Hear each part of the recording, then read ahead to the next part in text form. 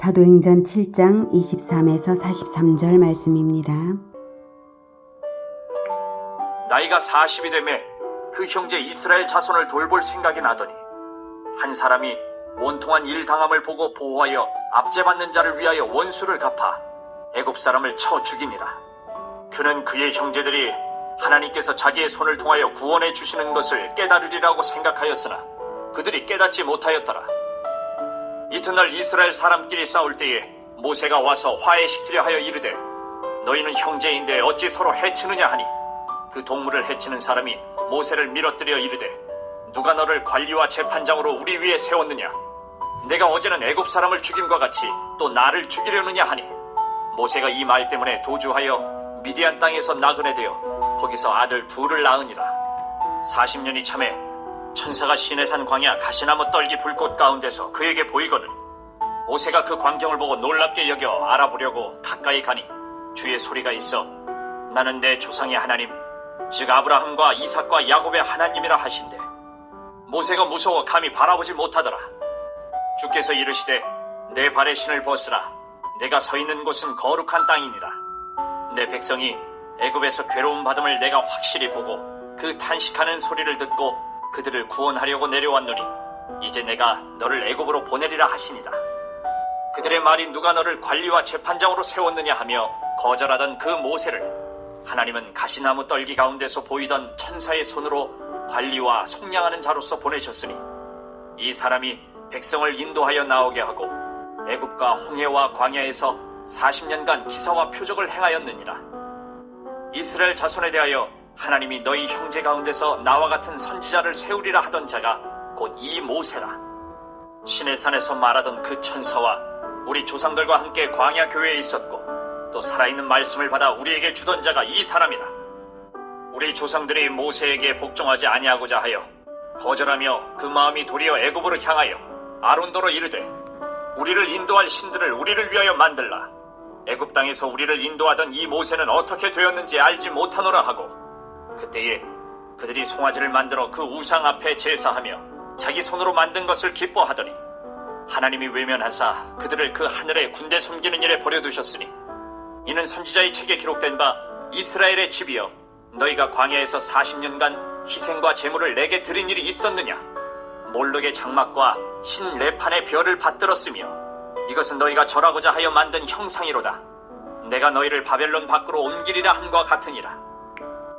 사랑하는 형제 여러분, 7월 6일 화요일 저녁 묵상에 오신 것을 환영합니다. 스데반 집사의 사내들인 설교를 보고 있습니다. 사내들인 공회에서 대제사장의 신문에 대한 대답인데요. 예수가 성전을 헐고 모세의 규례를 고치겠다고 했는데 스데반이 그것을 전한다고 고발되었기 때문에 예수가 그리스도이신 것을 설명하고 있는 중입니다. 예수가 그리스도이신 것을 제대로 말하려면 그리스도를 보내실 언약부터 말해야 해서 창세기부터 브리핑을 하고 있죠. 하나님은 언약을 주심으로써 언약을 믿는 자를 백성 삼으십니다. 언약을 믿는다는 것은 곧 그리스도를 믿는 것입니다. 구약 시대에도 오실 그리스도를 믿고 기다린 것이 믿음이고 신약 시대는 오신 그리스도를 알아보고 믿으며 예수 승천 이후에는 다시 오실 그리스도를 믿고 기다리는 것이 바로 믿음입니다. 그런데 사내들이는 성경을 맡았고 언약을 맡았지만 그리스도를 죽여버리고 말았죠. 그리스도를 기다리지 않았기에 그랬고 그들이 언약을 진정으로 알지 못했다는 증거입니다. 그래서 사내들인 앞에서 구약의 파노라마를 스데반이 펼치고 있는 것입니다. 22절까지를 요약하면 그리스도의 나라를 세우기 위해 아브라함을 부르신 하나님은 가나안 땅과 많은 후손을 언약하시면서 입애굽과 출애굽을 거쳐서 가나안 땅을 얻게 될 것이라고 하셨습니다. 그리고 언약 백성의 표징으로 할례를 받게 하셨습니다. 이스라엘은 하나님의 예고대로 입애굽을 했는데 400년 애굽살이 기간에 백성도 번성하여서 후손 번성 언약이 성취되었으므로 출애굽의 지도자가 될 모세를 하나님께서 태어나게 하셨는데요. 마침 바로의 유아학살 정책 시기여서 죽음의 위기였지만 오히려 바로의 딸에게 구출되어서 바로의 궁에서 고급 교육을 받으며 성장합니다. 이렇게 창세기와 출애굽기까지 이제 넘어왔죠. 23절. 한 사람이 23절. 나이가 40이 되매 그 형제 이스라엘 자손을 돌볼 생각이 나더니, 모세가 유년기에는 바로의 딸의 부탁으로 생모의 손에서 양육을 받았기 때문에 이스라엘 민족 정체성을 가지고 있었습니다. 그래서 그 형제 이스라엘 자손을 돌볼 생각이 난 것이죠. 24절. 한 사람이 원통한 일 당함을 보고 보호하여 압제받는 자를 위하여 원수를 갚아 애굽 사람을 쳐 죽이니라. 그는 그의 형제들이 하나님께서 자기의 손을 통하여 구원해 주시는 것을 깨달으리라고 생각하였으나 그들이 깨닫지 못하였더라. 이튿날 이스라엘 사람끼리 싸울 때에 모세가 와서 화해시키려 하여 이르되 너희는 형제인데 어찌 서로 해치느냐 하니 그 동물을 해치는 사람이 모세를 밀어뜨려 이르되 누가 너를 관리와 재판장으로 우리 위에 세웠느냐.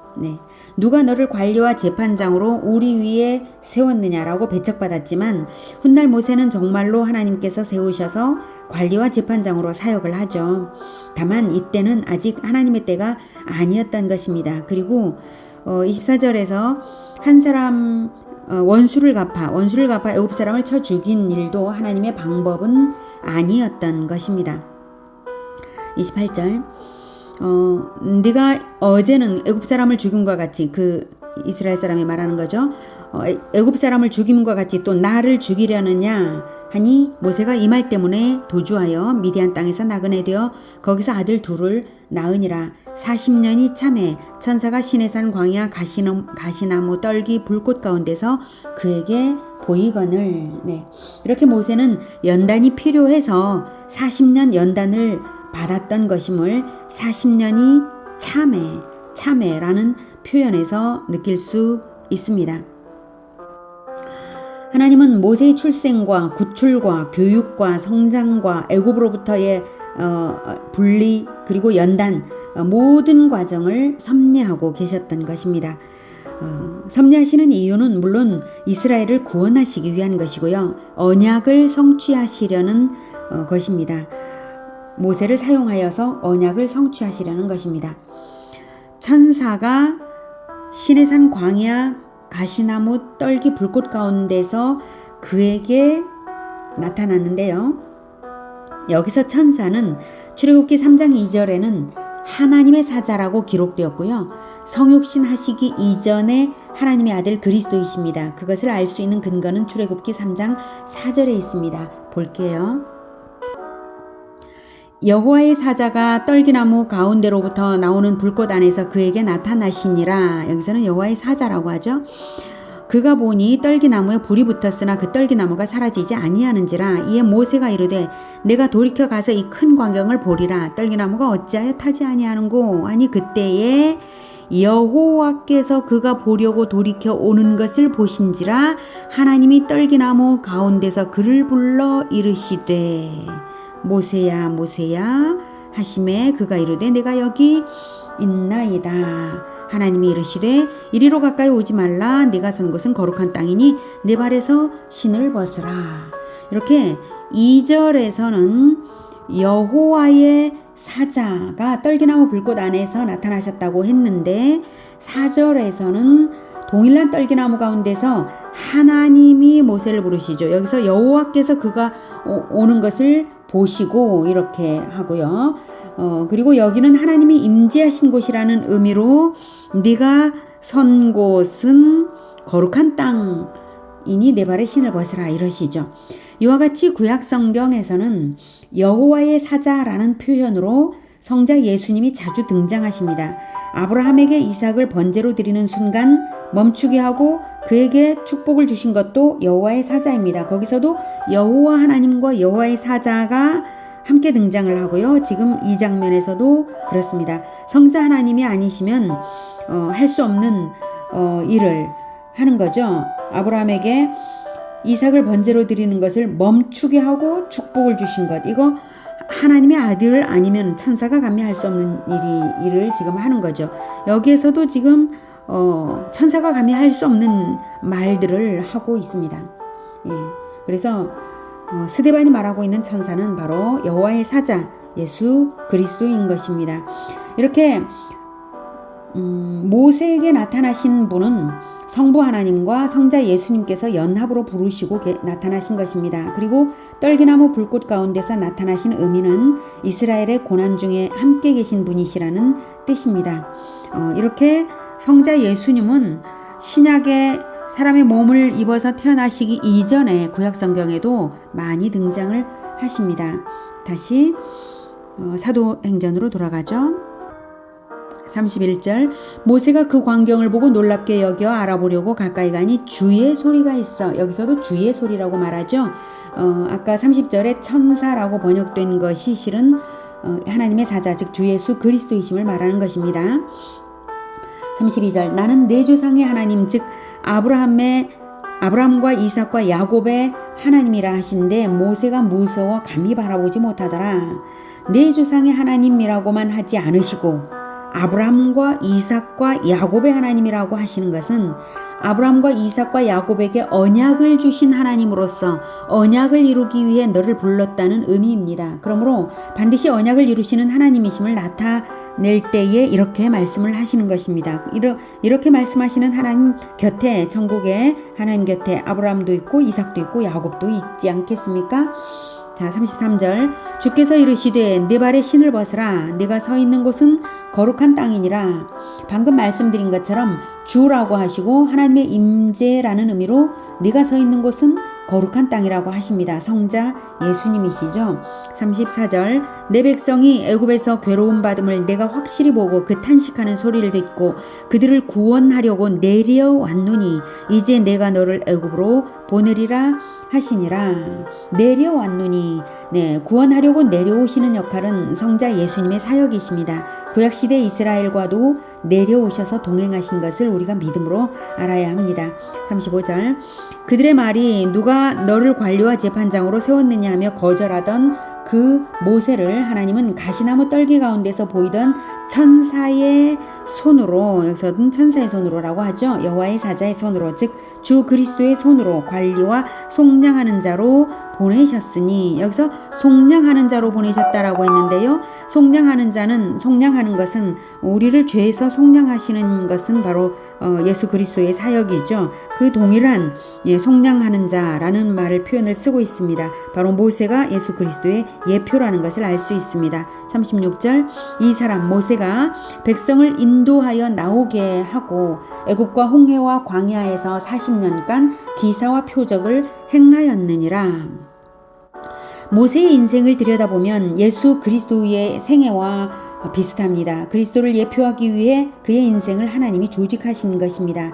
아니나 다를까 모세가 그리스도의 예표라고 직접 말씀하십니다. 37절 이스라엘 자손에 대하여 하나님이 너희 형제 가운데서 나와 같은 선지자를 세우리라 하던 자가 곧 이 모세라. 모세가 신명기 18장 15절에서 표현한 말이 바로 이것입니다. 네 하나님 여호와께서 너희 가운데 네 형제 중에서 너를 위하여 나와 같은 선지자 하나를 일으키시리니 너희는 그의 말을 들을지니라. 나와 같은 선지자 하나, 모세와 같은 선지자 하나를 세우리라고 하나님이 특별히 말씀하신 그 선지자 하나, 그 유일한 하나가 누구겠습니까? 바로 유일하신 구원주이시며 완전한 선지자이신 예수 그리스도이십니다. 구약시대 여러 선지자들 중에 누구일까 할 것이 없습니다. 구약의 선지자들 모두 완전한 선지자이신 예수 그리스도를 부분적으로 예표하는 존재들이니까요.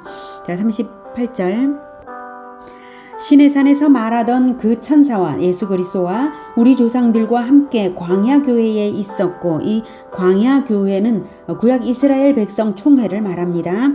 또 살아있는 말씀을 받아 우리에게 주던 자가 이 사람 모세라.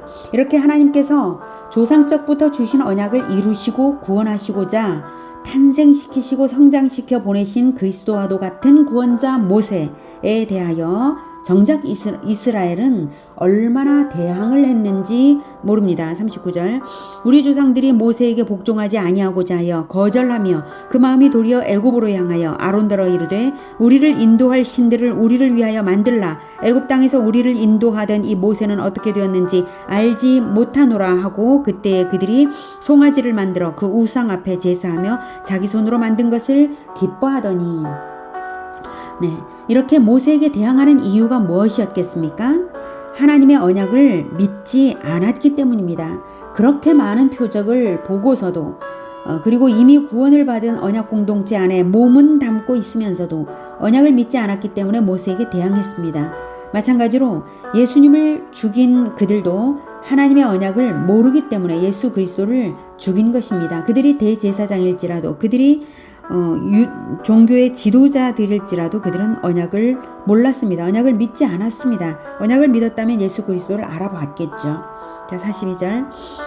하나님이 외면하사 그들을 그 하늘의 군대 섬기는 일에 버려두셨으니 이는 버려두셨으니 이스라엘이 하나님을 버리고 일월성신을 섬겼다는 것이죠. 이 하늘 군대를 섬겼다는 것은 우상숭배, 제 마음대로 우상숭배하는 것을 하나님께서 내버려 두셨다는 것이고 내버려 두신 것 자체가 이미 심판입니다. 이는 선지자의 책에 기록된 바 선지자 아모스 5장 25, 26절 인용입니다.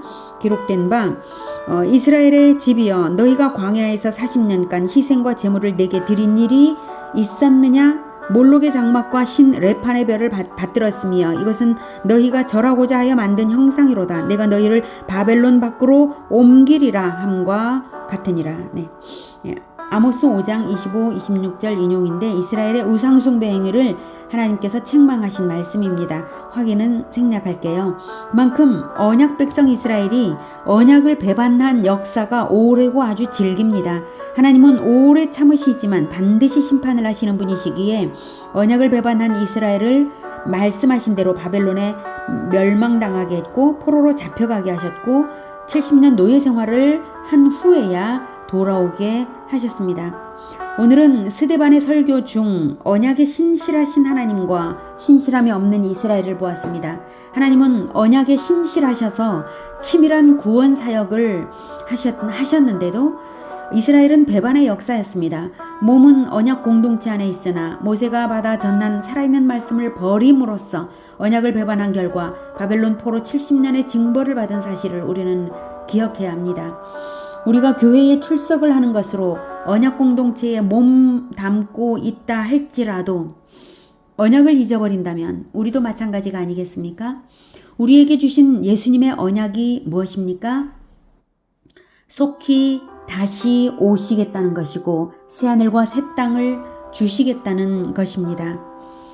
그 언약을 믿는 사람들은 심판주로 오실 그리스도께 합당하도록 계명을 지키고 사명을 감당하며 사는 것입니다.